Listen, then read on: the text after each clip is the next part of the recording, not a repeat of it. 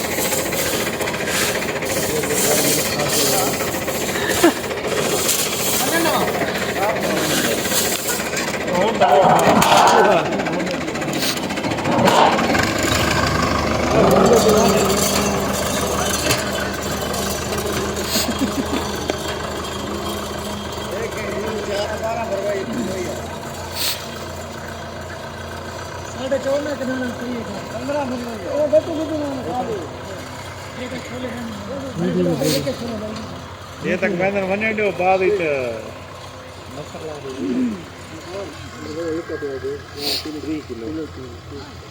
ਇਹਦਾ ਮੱਥਾ ਲਾਉਣਾ ਪਊਗਾ ਨਾ, ਇੱਥਾ ਕੋਨਾ ਹੋ ਗਿਆ ਲੱਭਣੇ ਕੋਨੀ। ਪਹਿਲੀ ਗੱਲ ਜ਼ਮੀਨ ਮੂੰਹ ਭਰਨੀ ਪਈ ਹੈ। ਉਹ ਜੇ ਲਾ ਲੈਣਾ ਸੀ ਮੱਥੇ ਲਾ ਦੇਣਾ ਇਹ ਗਾੜੀ ਕਾਰ ਮੂੰਹ ਦੇ ਲਈ ਦੀ ਜਗ੍ਹਾ ਆਪ ਖੋਲਾ ਤਾਂ ਨਹੀਂ ਖੁੱਲਾ ਬਤਾ ਜ਼ਿਆਦਾ ਖੁੱਲਾ ਹੋ ਇੱਕ ਖੜਾ ਦੀ ਜਗ੍ਹਾ ਦੇ ਇਹ ਇੱਥੇ ਇਹ ਫੋਟ ਫੋਟ ਜਾ ਲਾਉਣੀ ਪਊਗੀ।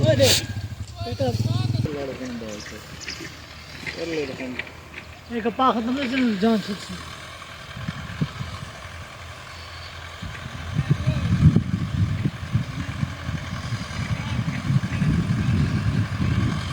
हां वैसे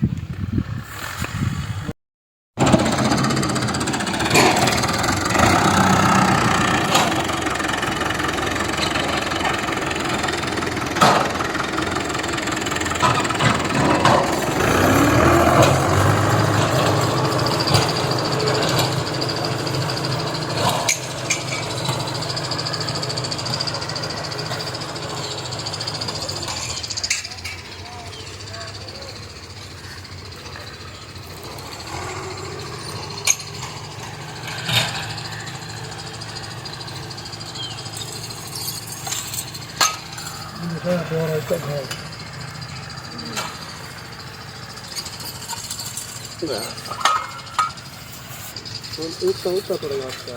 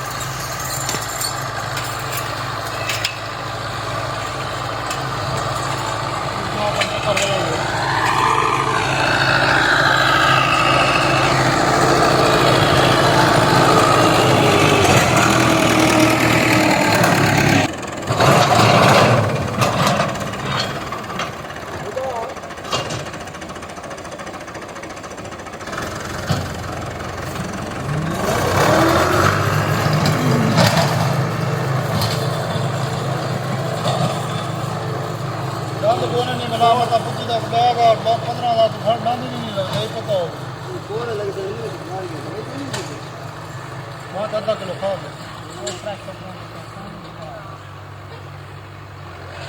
अरे वो तो बोलना तो पुरानी बोलनी तो पोषण बड़ा बोलनी लग जानी ये अल्लाह दा एक गाल है दूसरो तो 400 शराज ना 500-700 हजार बड़े कार रखे कोई मर्दी है तो कबर चार दिन दुच्चे का बिना थोड़ा तो पहले वो चार पिटा यही तरीका नीला कट्टू पे खराब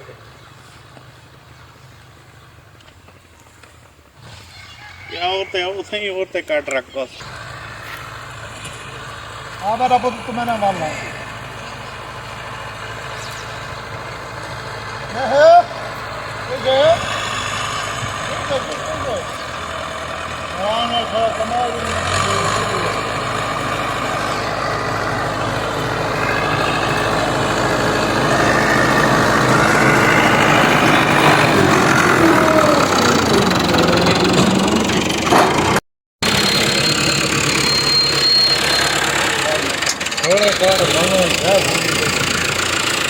अच्छा दोस्तों, लास्ट में मेरी यही रिक्वेस्ट है कि अगर आपको मेरी वीडियो पसंद आती है तो इसको लाइक करें, शेयर करें और मेरे चैनल को सब्सक्राइब ज़रूर किया करें।